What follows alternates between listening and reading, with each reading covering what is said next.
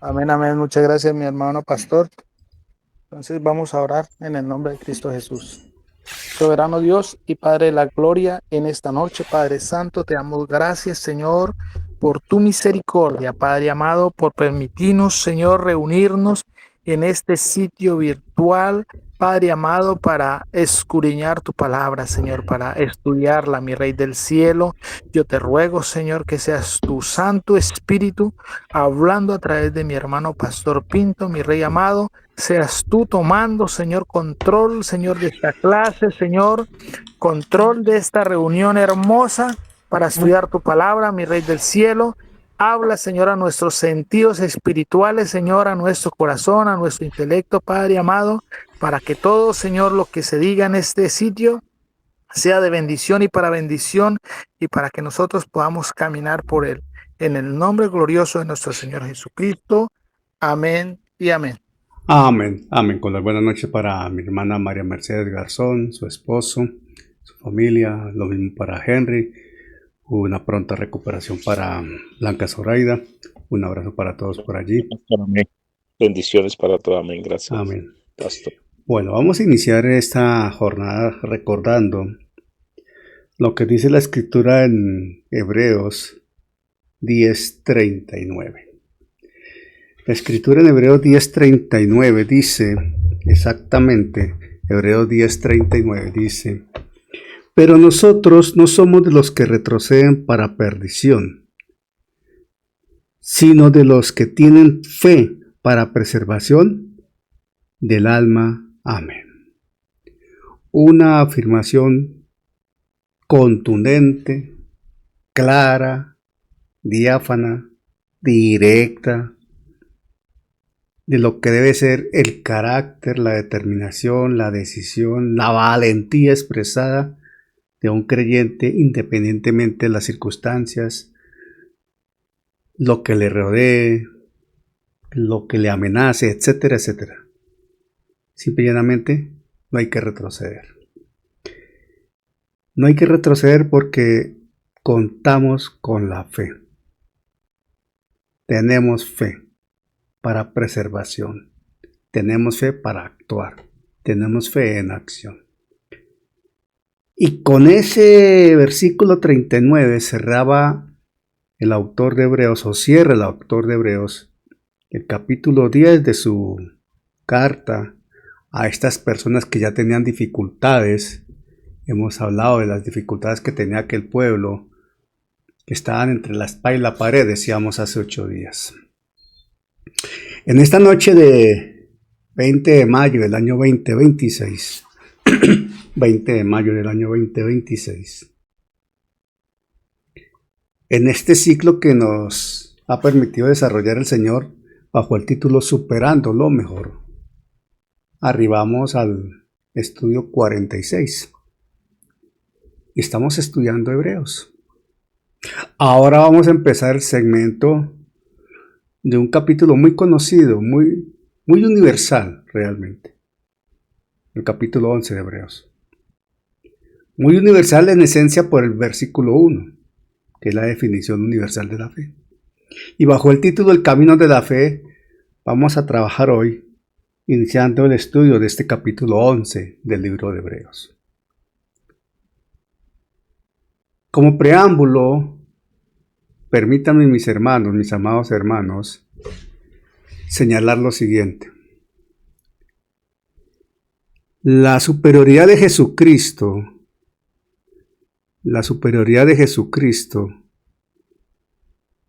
está totalmente manifiesta, expresada.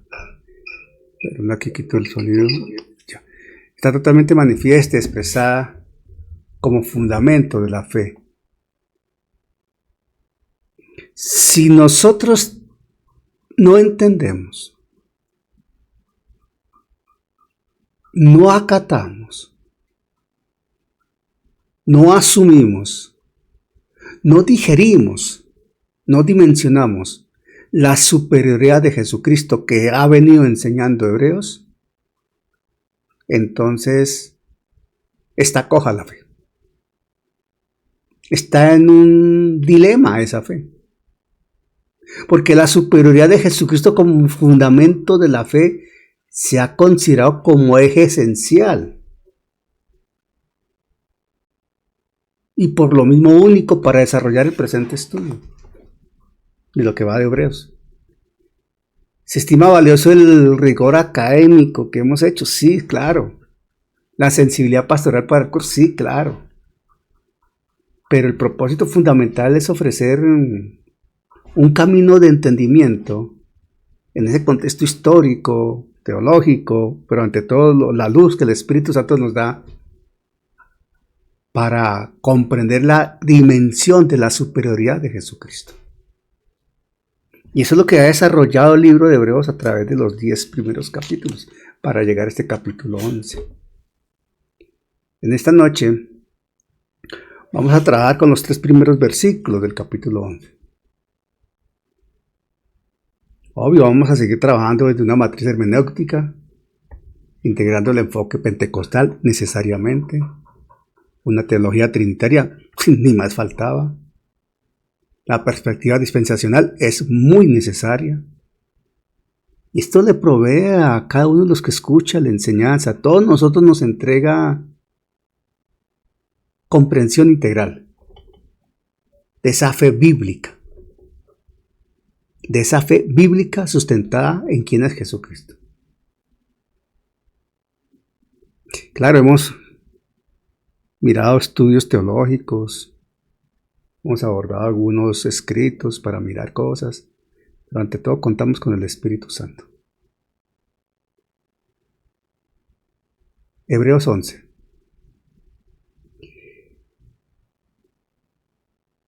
Básicamente, de este capítulo de Hebreos 11, hay 2 versículos que se suelen usar bastante, que se citan seguido, que son los históricos del versículo, del capítulo. El verso 1 es pues la fe, la certeza de lo que se espera, la convicción de lo que no se ve. Una definición de fe. Pero también el 6, pero sin fe es imposible agradar a Dios, porque es necesario que el que se acerca a Dios crea que le hay y que diga galardonador de los que le buscan.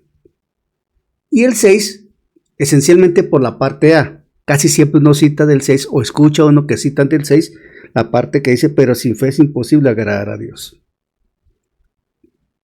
A través de este estudio vamos a ir más allá.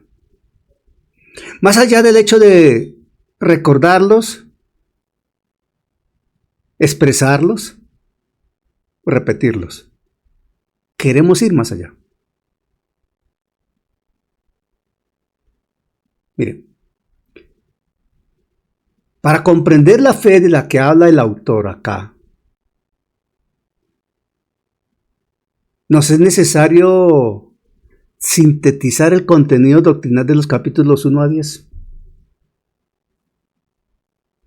Porque ahí está presente la supremacía y preeminencia de Jesucristo. Esto porque la fe es el paradigma cristiano por excelencia. Sí. La fe nos sustenta. Y esa validez, ese sustento es sólido justamente por la superioridad de aquel en quien se deposita la fe. Si Jesucristo no fuera quien es, no estaríamos aquí reunidos con certeza. Es muy interesante observar cómo el autor de Hebreos ha destinado todo este recorrido, que es prácticamente el 70% del libro, no, el 80% del libro, para llegar a expresar la definición de fe. Observen eso. El libro de Hebreos tiene 13 capítulos. 13 capítulos. Y ha usado 10 capítulos como sustento sólido para manifestar el número 11, la fe. Repasemos rápidamente y a manera de recuento y recordación básicamente, la superioridad de Jesucristo que expresa Hebreos del capítulo 1 al capítulo 10. Hagamos un recuento rápido en estos términos. Esta epístola, como sabemos, no conocemos el autor, pero indiscutiblemente es inspirada por el Espíritu Santo. Y fue dirigida en un momento crucial a una comunidad judio-cristiana en el primer siglo. Comunidad que se encontraba bajo una severa situación, una prueba de fuego, entre la espada y la pared, para usar un eslogan o una expresión muy popular. Por un lado, acosados por la persecución, el ostracismo social y el agotamiento espiritual, aquellos creyentes experimentaban la tentación de apostatar de la fe cristiana y regresar a la aparente seguridad del judaísmo. Dar un paso atrás. ¿Por qué? Ojo a lo que voy a decir. Atención a esto. El judaísmo, atención a esto. Mucha atención, por favor. Esto es un recuento, pero mire en qué va. El judaísmo ofrecía tangibilidad. El judaísmo ofrecía ver algo, observar algo, palpar algo. Un templo magnífico. Atención. Un templo magnífico. Sacerdotes visibles. Vestimentas sagradas. El olor del incienso. Los animales sacrificados y su sangre derramada. Esos actos litúrgicos, esos actos que se presentaban allí. Eso se veía y se podía participar de los mismos. Eso ofrecía el judaísmo, algo tangible. Lo veo. Por tanto, para ellos, de alguna manera, les era fácil creer y aplicar una fe en virtud de lo que hacían. Obras. Número 1. Ahora, número 2. Atención, número 2. En un marcado contraste, en un contraste absolutamente bien definido, pero bien definido,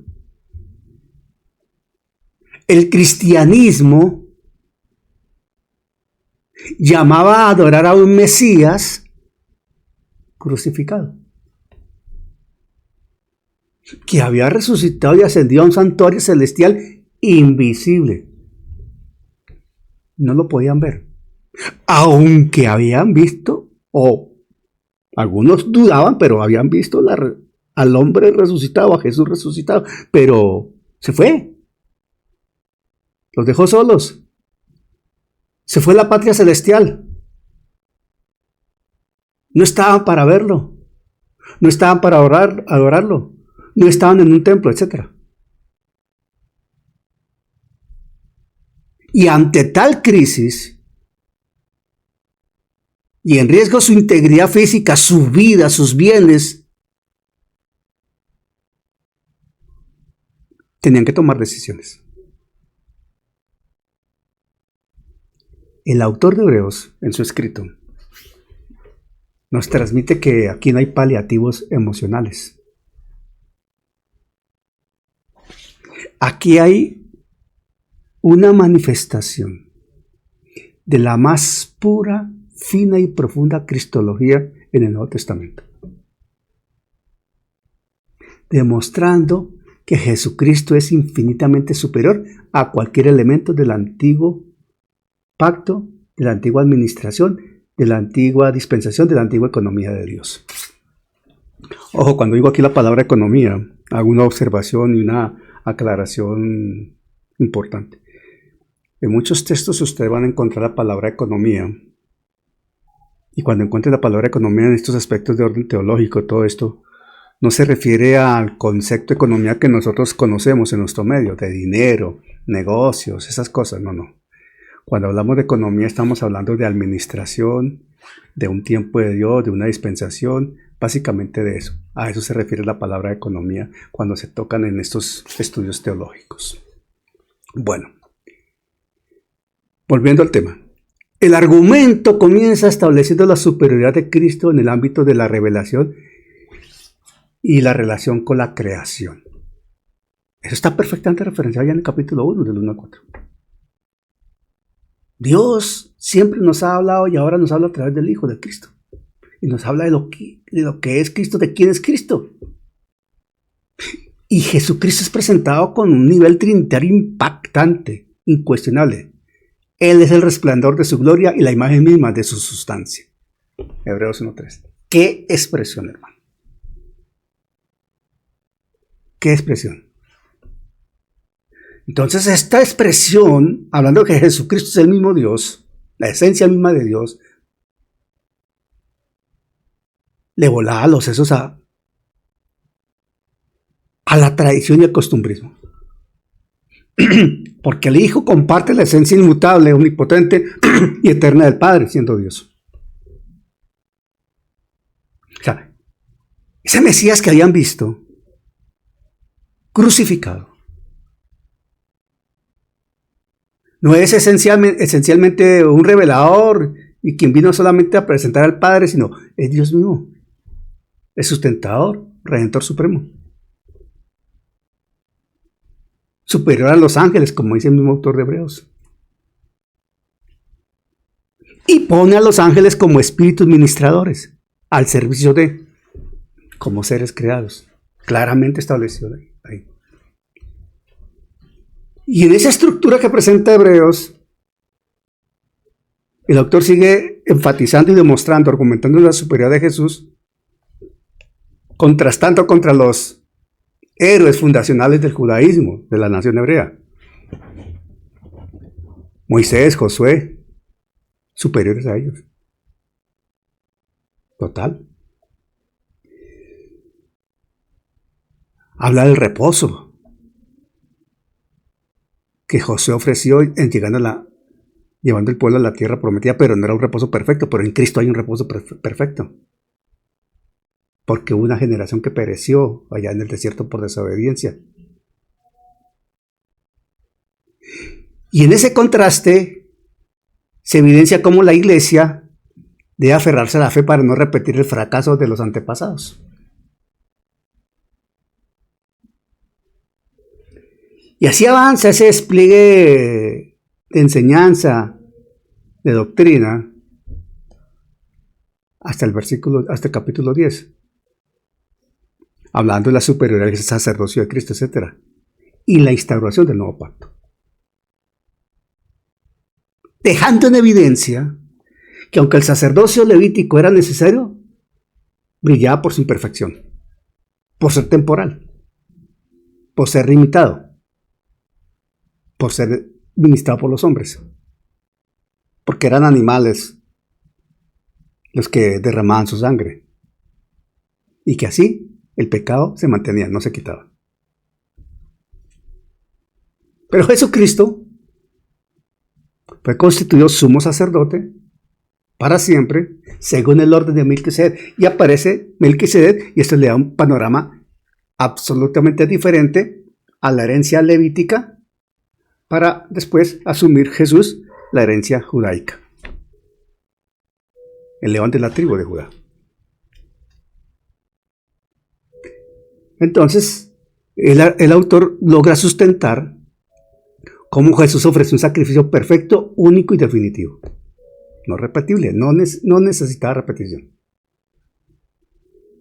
Entonces él mismo traspasó los cielos y penetró al verdadero tabernáculo. Verdadero tabernáculo. De ese tabernáculo se le entregaron unas instrucciones por parte de Dios a Moisés. Y él hizo aquí una réplica, una sombra de lo que en el cielo es real y eterno. Y el capítulo 10 avanza, llega una exhortación ineludible, demostrando que el nuevo pacto es infinitamente mejor instando a los creyentes a acercarse al lugar santísimo mediante ese camino nuevo y vivo que Cristo nos abrió a través de su carne, habiendo rasgado entonces el velo. Eso está en Hebreos 10:20. Entonces, esa tangibilidad, esos hechos y situaciones que ellos podían ver, palpar, tocar. Ellos tocaban el corderito, veían la sangre, veían al sacerdote, veían todo.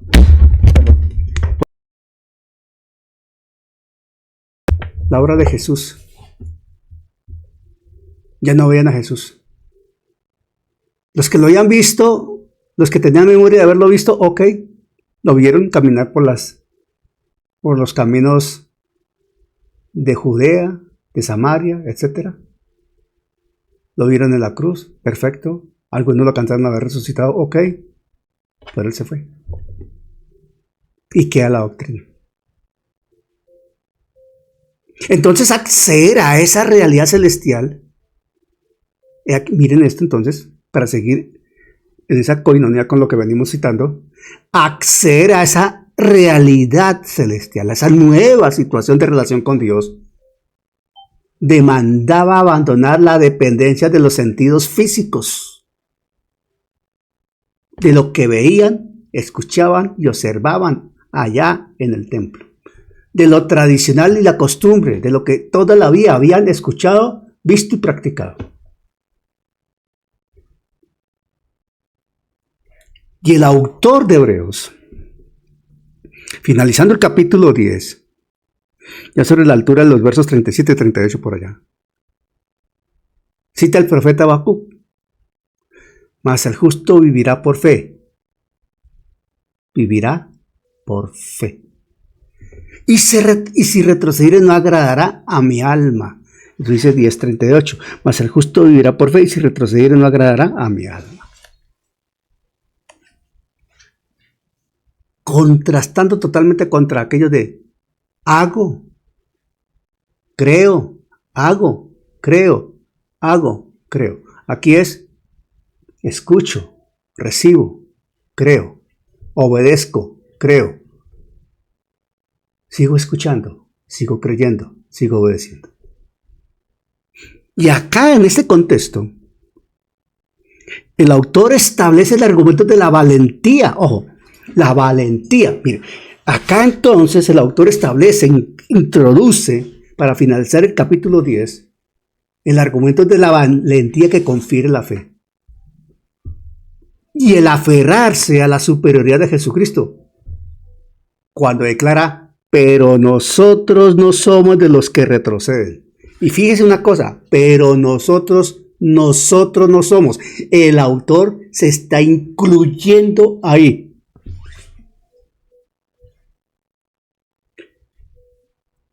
En todo lo anterior, el autor le está hablando a ellos. Le está hablando a ellos. Acá se está incluyendo. Pero nosotros no somos de los que retroceden para perdición, sino de los que tienen fe para preservación del alma. Listo. Es una transición majestuosa en ese terreno que se ha preparado doctrinalmente para llegar a lo que es Hebreos 11.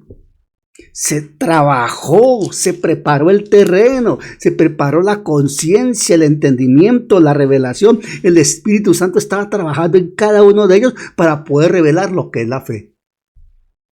Se habló de la preeminencia de Cristo, ese Dios grande y maravilloso que bajó a la tierra, se hizo maldito, fue a la muerte de cruz, murió, resucitó, bajó hasta los infiernos, resucitó, ascendió a los cielos, está sentado para la eternidad en su trono eterno, etcétera, etcétera. Pero existe y vive. Y la preeminencia de Cristo, de ese Cristo invisible, se hace palpable, visible, no en los sentidos físicos, humanos y carnales, sino en los sentidos espirituales. Ya no entran a operar como en el tabernáculo, en el templo, los sentidos sentidos que hacen tangibles las cosas, porque los veo, los siento, los observo, o el olfato del holocausto, etcétera. No, ahora son los sentidos espirituales los que entran a operar, y ahí se necesita una fe inquebrantable. Y esa fe en el Espíritu sirve como órgano de percepción espiritual para hacerse, para tomar, para coger esa gracia del nuevo pacto y no soltarse de ella. Qué transición tan increíble la que nos manifiesta aquí Hebreos. De lo tangible a lo intangible. De lo que veo a lo que no veo. De conocer a Jesús como Hijo de Dios, con todo lo que implica ser Hijo de Dios, pero ahora lo conozco mucho más. Aquí se honra también lo que Job decía. De oídas te había oído, mas ahora mis ojos te ven. Una cosa es escuchar de Jesús. Otra cosa es estar en Él e interactuar con Él en el Espíritu. Dicho esto como preámbulo, vamos al fundamento bíblico de hoy para iniciar el capítulo 11, hablando de la fe. Y le voy a pedir el favor a mi hermana Mercedes Garzón, con las buenas noches nuevamente para ella. Leamos Hebreos 11, del 1 al 3. Mercedes, por favor. Hebreos 11, del 1 al 3. Amén. Le damos la bienvenida a Flor, perdón, hermana. hermana Mercedes, le damos la bienvenida a la hermana Floralba Garay desde Madrid. Bienvenida, hermana Flor, de verdad que nos da gozo en el corazón tenerla por acá nuevamente con nosotros, al hermano Giovanni, a María Esther, a Cristian David, a Joyce Smith. Perfecto. Qué bien. Gloria al Señor. Ahora sí, hermana Mercedes, Hebreos 11, del 1 al 3. Amén. Dice así la palabra del Señor con la presencia del Padre, Hijo y Espíritu Santo. Es pues la fe, la certeza de lo que se espera, la convicción de lo que no se ve. Porque por ella alcanzaron buen testimonio los antiguos. Por la fe entendemos haber sido constituido el universo por la palabra de Dios, de modo que lo que se ve fue hecho de lo que no se veía. Amén. Amén. Qué declaración tan majestuosa. Qué declaración tan impactante. Santo Dios del cielo y de la tierra. No nos quedamos solo con la definición literal de fe que expresa el verso 1. No. Vamos más allá, Señor. Tu palabra nos expresa en estos 3 versículos lo que los antiguos alcanzaron por esa fe que tú concediste. Y la necesidad de esa fe que solo tú das para entender la creación, lo que expresa Génesis en sus primeras líneas. Dios amado, te pido, Padre Santo, en el nombre de Jesús, que sea tu Santo Espíritu, Señor, llevando esta palabra hasta lo más profundo de cada uno de nosotros. Hasta lo más profundo para que sea sembrada, Señor, y produzca al 30, 60, 100 por uno para alabanza de tu gracia y gloria de tu nombre, de acuerdo a tu propósito santo, Señor. Porque es un hecho irrefutable. No estamos aquí reunidos por casualidad o por capricho o vanagloria. Estamos aquí por tu santa voluntad, Señor, para deleitarnos, Padre, para deleitarnos con la comida celestial que tú nos envías a través de la enseñanza de tu divina y poderosa palabra. Que sea tu Santo Espíritu, Padre Santo. Oh, que sea tu Santo Espíritu, Señor, trabajando en nosotros para que se profundice y dimensione aún más lo que es la fe, para que podamos vivir a plenitud en una mayor dimensión tu gracia, tu favor y tu amor. Gracias, Padre, en el nombre de Jesús. Amén. Es pues la fe, la certeza de lo que se espera, la convicción de lo que no se ve. El capítulo 11 de Hebreos ha sido frecuentemente denominado el hall de la fe, el hall de la fama de la fe, el salón de la fe. Esa es una retórica humana, pero la verdad esto va mucho más allá de eso. Porque reducirlo a una galería de biografías inspiradoras es disminuir, es empobrecer su profundidad teológica y reveladora. Los versos del 1 al 3 establecen un marco fundamental e indispensable para comprender,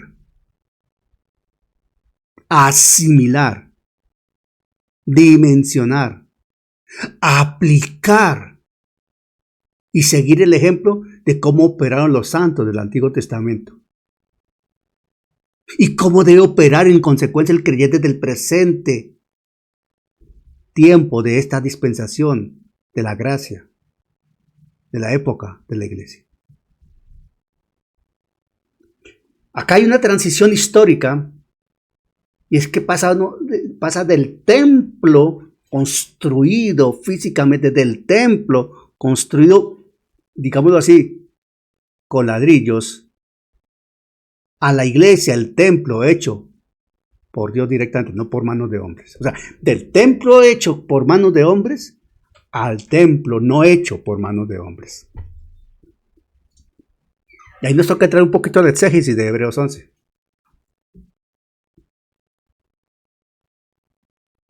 El templo de la iglesia, sí. El templo hecho por las manos de los hombres. La iglesia, templo hecho por las manos de Dios. Muchos teólogos señalan y enseñan que para los judíos, para los hebreos, había un cortocircuito cognitivo, un cortocircuito de entendimiento, de aprendizaje, y era monumental. Porque el judaísmo se caracterizaba por ser una religión, por mantener y realizar acciones religiosas profundamente materiales, litúrgicas realmente. De ahí el templo de Herodes, con sus piedras macizas, revestimiento de oro, la majestuosidad de la construcción. Y allí estaba el epicentro visible del encuentro con Jehová. Y los sacrificios proporcionaban esa validación sensorial de perdón de pecados. Emocionalmente la gente salía bien. Almáticamente se sentían muy bien. Pero cuando esos creyentes, estos hebreos, llegan a Cristo, fueron expulsados de las sinagogas, excomulgados por la ley y el rito judío. No los dejaban entrar al templo. Aún para esos días estaba construido el templo. Unos añitos después fue destruido. Entonces, para ellos, de un momento a otro, su religión desapareció. No tenían altares físicos, ni sacerdotes, ni vestiduras, nada de eso. Ni sacrificio de animales. Ahora se congregaban en casas sencillas, tal vez a escondidas, para adorar a un rey ausente físicamente. Esa transición del pacto antiguo, visible y temporal, hacia el nuevo pacto, invisible y eterno. Ojo. Atención, escúcheme. Si me están entendiendo, me hacen un chulito allí y una manita. Esa transición del pacto antiguo, visible a los sentidos y temporal en el tiempo de Dios, en el tiempo del hombre, hacia el nuevo pacto, o sea, la transición del antiguo pacto hacia el nuevo pacto, del antiguo pacto visible y temporal al nuevo pacto invisible y eterno, necesitaba un anclaje sobrenatural, necesitaba algo especial para solidificar a la gente. Necesitaba algo sobrenatural para solidificar a la gente. Sobrepasaba los sentidos de la naturaleza humana. Sobrepasaba los argumentos de la religión conocida. Sobrepasaba los instrumentos de enseñanza de la teología en ese momento que se utilizaba. Necesitaba algo más. De ahí entonces. Es ahí entonces. En consecuencia y coherencia con lo que venimos diciendo, el autor de Hebreos define la fe en el verso 1. No como una herramienta para obtener prosperidad terrenal. No, señor. No, por ahí no es. Él define la fe como un mecanismo indispensable,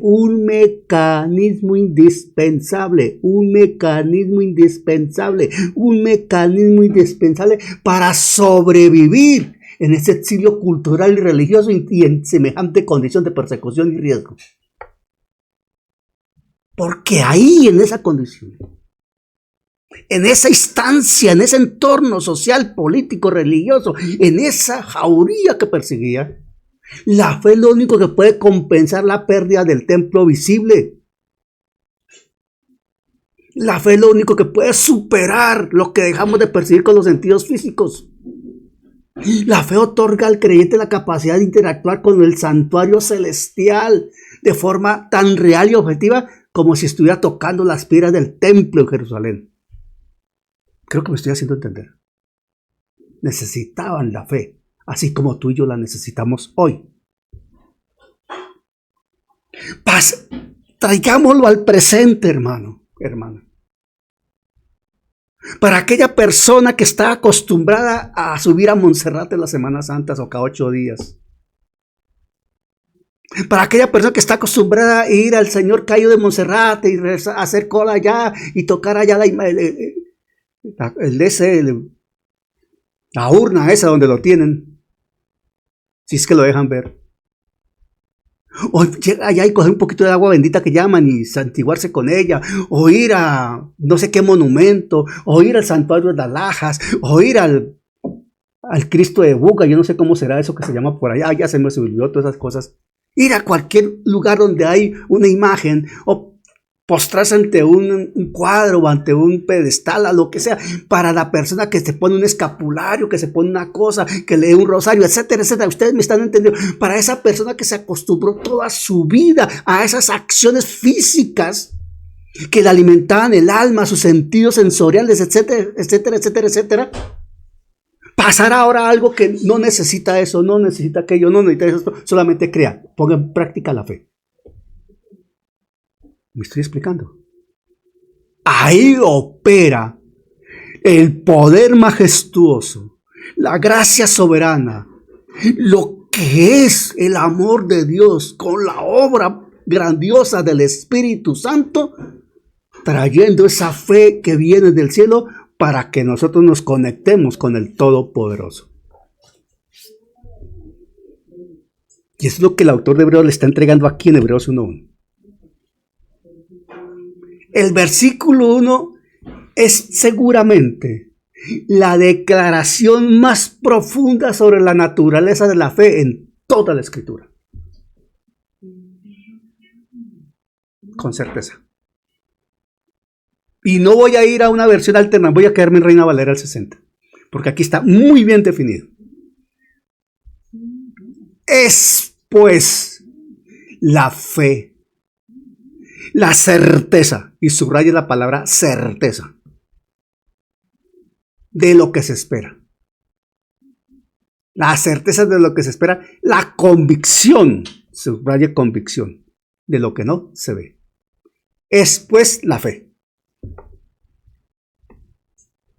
Aquí no está diciendo probablemente será a lo mejor si puedes creer a lo... No, es pues, es un hecho contundente, un hecho cierto, un hecho que es realidad. Es pues la fe, la certeza de lo que se espera, la convicción de lo que no se ve.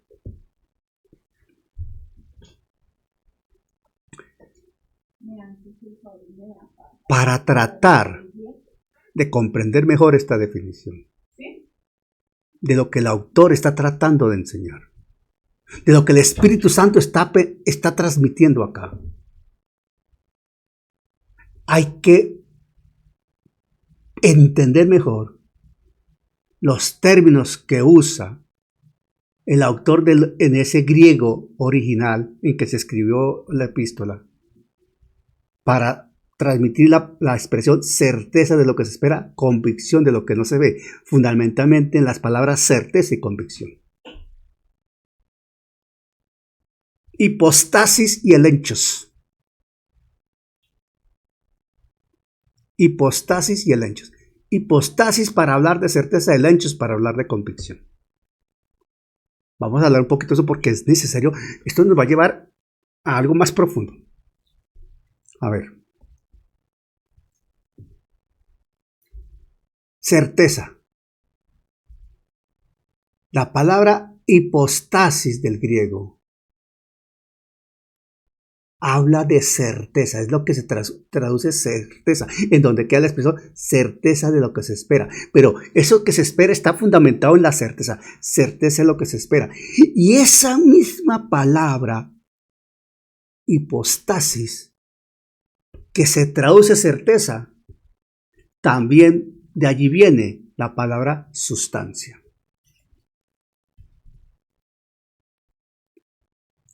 En el diccionario de Strong encontramos que hipostasis es definido como un estar debajo, soporte, esencia, sustancia, garantía, confianza. Repito, si estás anotando, tranquilo. El diccionario Strong, que es una de las mejores obras para considerar esto del griego, esa palabra hipostasis que se usa aquí en Hebreos 11.1 para hablar de certeza, se traduce al castellano, se conoce en castellano como un estar debajo. Un estar debajo. Soporte, esencia, sustancia, garantía, confianza. Ahora, otro documento que trabaja y estudia y enseña sobre estos asuntos del griego nos ofrece una perspectiva aún más rica de esta expresión hipostasis. Esta palabra es una palabra hipostasis, es una palabra compuesta. En el español se usa mucho hipo, en muchas expresiones. Ese hipo habla de debajo. La palabra hipostasis proviene de dos palabras, es una palabra compuesta en el griego. Hipo, debajo, istemi, estar de pie. O sea, estar de pie debajo. Sígame con cuidado. Tranquilo, voy a tratar de no correr. O sea, no, aquí no hay que correr. Tranquilo. No importa. Tenemos tiempo. Tranquilo. A ver. Etimológicamente, hipostasis, H-Y y latina, H-Y, perdón. Hipostasis, proviene de dos raíces, de dos palabras. Hipo, que transmite la idea debajo. Istemi, con H, como suena istemi, que transmite la idea estar de pie. Atención.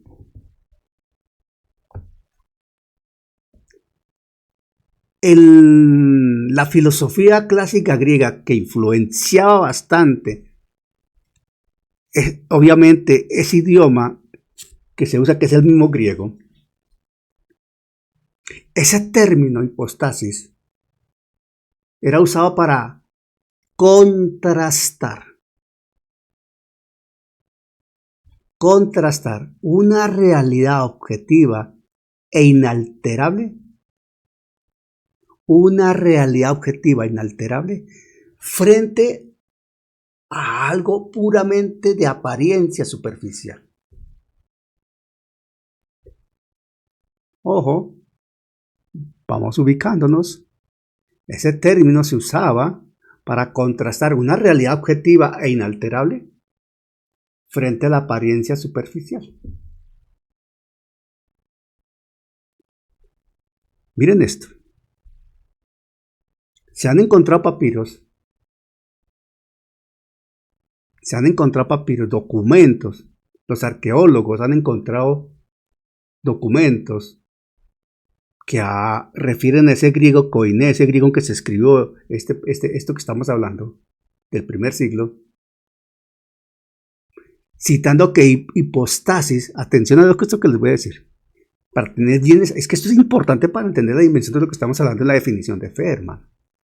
Hipostasis era un término técnico, comercial y legal, jurídico. Hipostasis, término comercial, un término técnico comercial y se usaba también en la esencia legal jurídica. Miren lo que llegamos. En la parte legal jurídica, hipostasis se usaba para designar los documentos que probaban la propiedad de una finca o de una propiedad, de una casa, de una finca, de un rancho, de un lote, lo que sea. O sea, acreditada la titularidad, era el título de propiedad de un inmueble, para entenderlo en términos. O sea, hipostasis, trayéndolo al presente, designaba la escritura de la casa y complementaba esa escritura. Hipostasis contenía allí lo que hoy día conocemos como el certificado de libertad de un inmueble. Hipostasis hablaba de el documento legal que acreditaba la propiedad. Hoy día nosotros acreditamos la propiedad con una escritura y con un certificado de libertad que nos habla de la condición legal jurídica del inmueble. Entonces, en virtud de eso que acabamos de citar,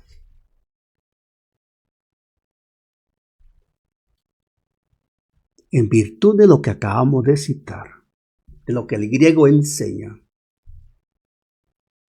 la fe es aquello que soporta lo que es aparente, porque no lo tenemos. Yo tengo la escritura de mi casa y tengo el certificado de creación de libertad, pero yo puedo estar en Miami con la escritura y un certificado de libertad de una casa que tengo en Bruselas. Pero el documento me acredita una propiedad de algo que no estoy viendo, pero me acredita la propiedad de ello.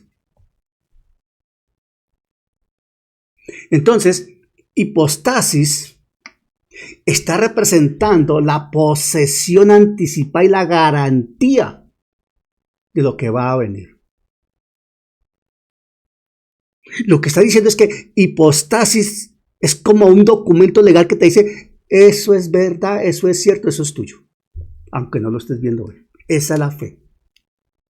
Es el primer componente de la fe.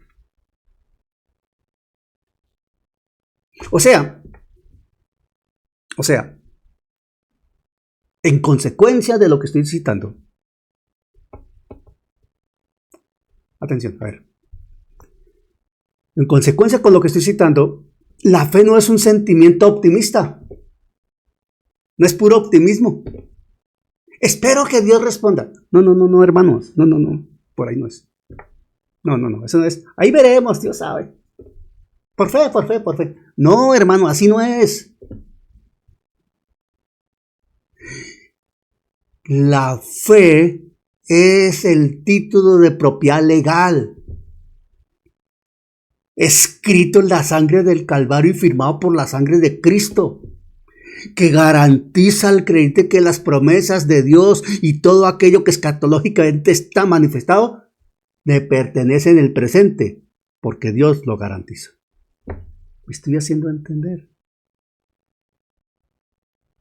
Las promesas escatológicas están garantizadas y el Señor las firmó con su sangre en la cruz del Calvario. Esa es la fe. Dios lo dice. Cristo murió por esa verdad, su sangre se derramó por esa realidad. Lo creo y lo acepto porque Dios lo garantiza en la obra de la cruz y el garante se llama Jesucristo, autor y manifestador de la fe, el garante del nuevo pacto. Esa es la fe, hermano. Esa es la parte inicial, hipostasis, certeza, sustancia. La certeza de lo que se espera. Pero viene el segundo componente, el hechos, convicción, prueba. Es pues la fe, la certeza de lo que se espera, la convicción de lo que no se ve. Miren que estamos hablando de la definición, la certeza de lo que se espera, la convicción de lo que se ve. No estamos hablando de, es pues la fe, un presente continuo allí desde la antigüedad, está ahí presente, está manifiesto y no se va a retirar de ahí.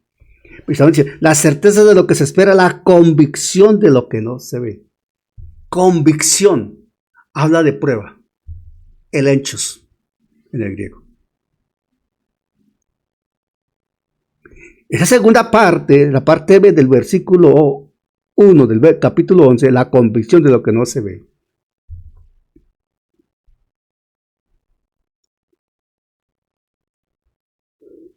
Ese término es un término estrictamente jurídico desde el griego.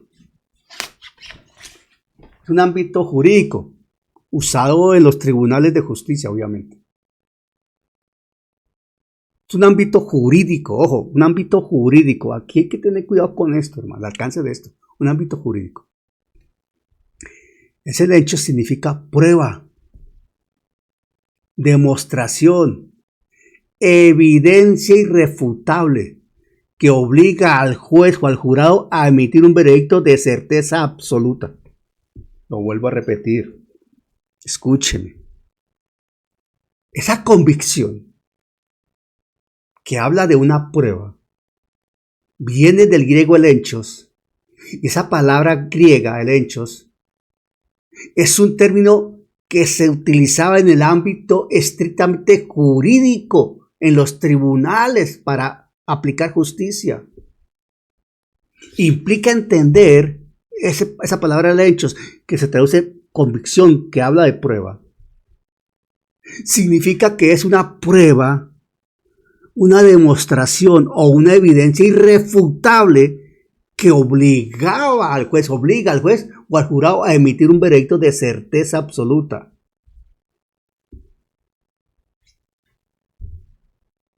A ver,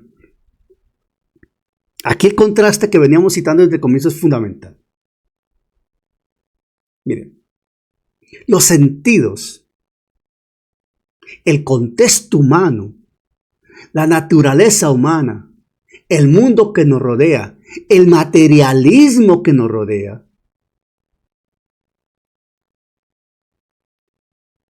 nos conduce muchas veces a negar y a validar cualquier cosa que no pueda ser medida, que no pueda ser evaluada, o sea, que no pueda ser vista y tocada.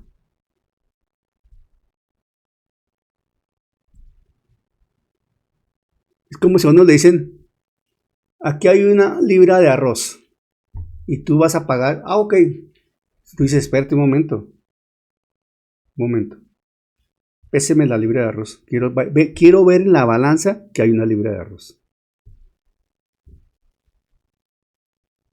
Es como si tú llegaras al supermercado, donde vas a hacer el mercado, y tú cogieras la panela, el arroz, la lenteja, la sal, el azúcar, etcétera, etcétera, y cada producto le dijeras al que está en la registradora, por favor lo pesa, quiero saber que exactamente pesa lo que dice que pesa.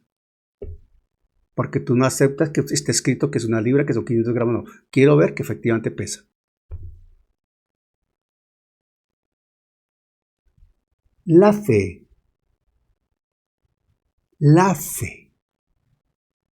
actúa como la evidencia probatoria, el hechos, dentro del tribunal del alma humana. La fe le prueba a mi condición humana que lo que dice Dios es verdad.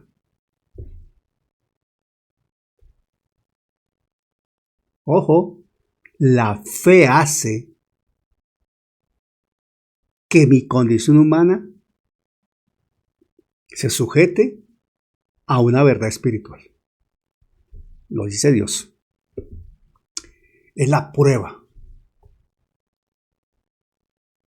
Hace que los objetos invisibles de nuestra esperanza se tomen como reales y sustanciales. No lo estoy viendo ahorita, pero sé que Dios lo prometió.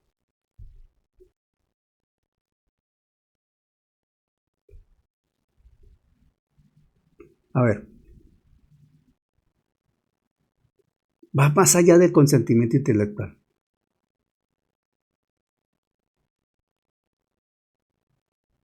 Creemos que Dios existe. Lo aceptamos. ¿Por qué? ¿Porque lo vimos? ¿Porque lo tocamos? ¿Porque lo sentimos? No, lo creemos. Hay una confianza en ello. Y es inquebrantable. La fe a mí me dice, Dios es real. Hay muchos elementos externos que hoy día nos dan fundamento para decir, no, sí, Dios es real, la creación es eterna. Claro, ya lo sabemos, pero algo dentro de mí me afirma que Dios es real. Es la prueba interna, esa fe, esa convicción, es la prueba interna validada por el Espíritu Santo que está capacitando al creyente a vivir en esas realidades celestiales y aún a morir aceptando esas realidades celestiales que sus ojos físicos jamás han contemplado y que tal vez muchas cosas uno puede llegar a partir y no las ve. Porque eso manifiesta el contenido del capítulo 11 de Hebreos. Seguramente muchas de las promesas que Dios te dio y que te las afirmó a través de la Escritura, tú vas a partir y no las vas a ver acá. Pero seguramente que tus hijos sí las van a ver realizadas. Y hay evidencia testimonial de ello. Esa es la fe. Es pues la fe. Existe. Esa forma de empezar el versículo es pues la fe. Quiere decir, existe la fe. Ese verbo ser está conjugado en una condición tal. No voy a entrar a explicaciones gramaticales porque yo mismo me enredo con eso. Está conjugado de una manera tal que es un hecho real por un principio esencial. Y lo dice justamente Hebreos 13:8. Hebreos 13:8 dice, Jesucristo es el mismo ayer y hoy y por los siglos. La fe es la misma ayer, hoy y por los siglos. La fe es porque Dios es. Me estoy explicando. Y la fe viene de Dios. Eso no nació en nosotros, la entregó Dios. ¿Qué herramientas nos ha dado el Señor, hermano? Y además nos da el Espíritu Santo para que nos dé luz, revelación y sustento sobre esa verdad que Él ha puesto en nosotros. Maravilloso nuestro Dios. Con esta definición de Hebreos 11:1, el autor nos lleva entonces al versículo 2 y nos habla del buen testimonio. Y esto, hermano, nos va a volar los sesos. Siéntese, hermano. Si está parado, siéntese. Si está ocupado con algo, concéntrese acá un momentico, por favor. Si está comiendo, no se vaya a atragantar. Cuidado, hermano. Cuidado. Vaya comiendo despacio, pero ponga atención. Si tiene el televisor prendido, apágalo. Si hay dos ahí escuchando, no hablen, escuchen. Aquí habla del buen testimonio, versículo 2. Porque por ella alcanzaron buen testimonio los antiguos. Ok. Y pasamos muy de largo eso. Ah, los antiguos y los patriarcas. Bueno, perfecto. Espere un momento. Espera un momento. El verbo alcanzaron, yo alcanzo, tú alcanzas, ellos alcanzan. El verbo martiretetsan en el griego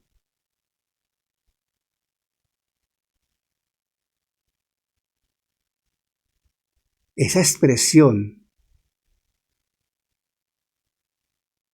del griego, porque por ella, ¿por quién? Por la fe.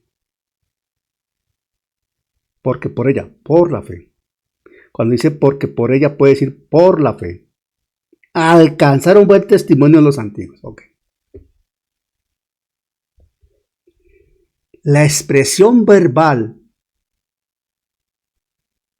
el desarrollo gramatical de ese versículo en el griego, nos indican, atención, nos enseña esto, que no fueron los ancianos, los patriarcas quienes dieron testimonio de su propia fe. Atención, atención, atención. Ojo, la expresión verbal, el contexto verbal de lo que este griego está ahí enseñando nos dice que no fueron los ancianos, los patriarcas, los antiguos, los patriarcas, los ancianos quienes dieron testimonio de su propia fe. No, fue Dios quien dio testimonio. Que fue el mismo Dios quien, al observar la disposición inquebrantable de ellos, levantó acta a favor, aprobándolos en las cortes celestiales. Ahora sí puedes morder la carne, hermano. Dios mismo es el que ha dado testimonio. Porque por ella, por la fe, alcanzaron buen testimonio los antiguos. O sea, porque por ella, por la fe, alcanzaron testimonio de parte de Dios los antiguos, porque Dios observó esa vida de entrega, esa lealtad, esa obediencia, esa disposición, esa fe en acción, esa manera inquebrantable de servirle al Señor en su orden y en su verdad. Y Dios levantó un acta para la eternidad que acreditaba esa fe de esos hombres y esas mujeres.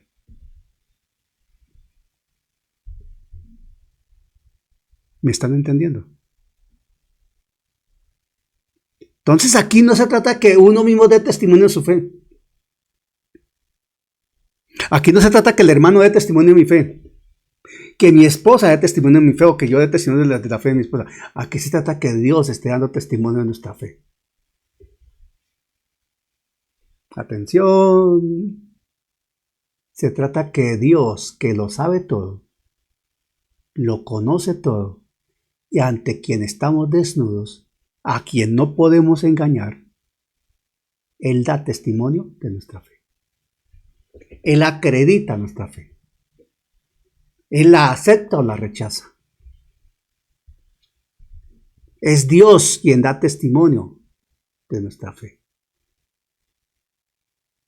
No nosotros mismos. Los hombres nos equivocamos. Dios es Dios justo. Él no se equivoca. Y Él acreditó la fe de estos, porque por ella, por la fe, alcanzaron buen testimonio los antiguos. ¿Por qué? Porque Dios lo acreditó. Ante las cortes celestiales. Los aprobó. La historia misma de Israel. La historia misma de Israel es en su esencia historia de un testimonio de fe. Porque se manifestó o se desobedeció. Y cuando se manifestó, Dios estuvo ahí. Y la historia de fe es porque Dios acredita lo que Él mismo expresó, pero también acredita o rechaza lo que Israel hizo. Esto es impresionante.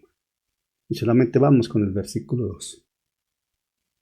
No hay tiempo para avanzar hacia el versículo 3.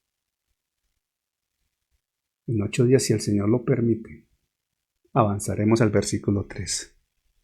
Le quiero pedir favor a Cristian David Sierra Guerrero, con un saludo para él, su esposa y sus niñas, que oremos entregando este tiempo al Señor, dándole las gracias a Él.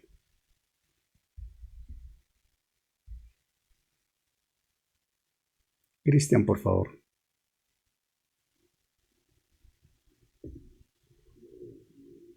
Bueno, entonces Cristian está ocupado. Ya, ahora sí. Amén. Amén. Pastor, qué bueno. Ah, es para orar, ¿sí? Sí, Señor, cerremos el servicio orando, por favor. Señor y Padre Celestial, Dios amado, en tu presencia estamos en esta noche, Señor, y te damos gracias, Señor, porque has sido bueno, Señor, y para siempre ha sido tu misericordia y tu bondad, Señor. Gracias, Padre Celestial, gracias por todo lo que nos has enseñado hoy, Señor. Ha sido de gran edificancia, Señor, para nosotros, Señor. Ha sido edificante, Señor, para cada uno de nosotros. Bendito Dios, gracias. Te pido que tú seas obrando, Señor, en cada vida. Que esta palabra, Señor, quede sembrada en nuestros corazones y podamos, Señor, regarla, cultivarla, Dios, y poderla, Señor, enseñar a los demás, Señor. Ayúdanos, Padre Santo, yo te lo pido y te lo ruego en el nombre de Jesús. Síguenos dando sabiduría y temor, ante todo temor a tu palabra, Dios. Ese temor que, Señor amado, nos hace crecer cada día más, bendito Dios. Yo te lo pido y te lo ruego en el nombre de Jesús. Bendice al pastor, Señor, que ha tomado de su tiempo, que ha decidido, Señor, darnos, Señor, esta enseñanza que tú le has regalado, bendito Padre. Muchas gracias te damos, Señor. Permítenos, Señor, estar para el próximo miércoles, Señor, con la misma, Señor amado, con el mismo entusiasmo, Señor, con la misma alegría, con las mismas ganas de aprender de tu palabra. Te lo pido y te lo ruego en el nombre poderoso de Cristo Jesús, Señor. Amén, Señor, y amén. Dios Amén, les bendiga. amén. Gracias, Cristian. Saludos. Un abrazo para todos. Que la gracia les acompañe y el Espíritu Santo se deleite en cada uno de nosotros, revelando, dando luz de su palabra, en su propósito santo para que crezcamos, maduremos y demos fruto, porque Él está perfeccionando los santos para la obra del ministerio. Y tú y yo somos esos santos que el Señor perfecciona para que lo honremos con nuestro testimonio de vida. Un abrazo en Cristo para todos. Hasta la próxima.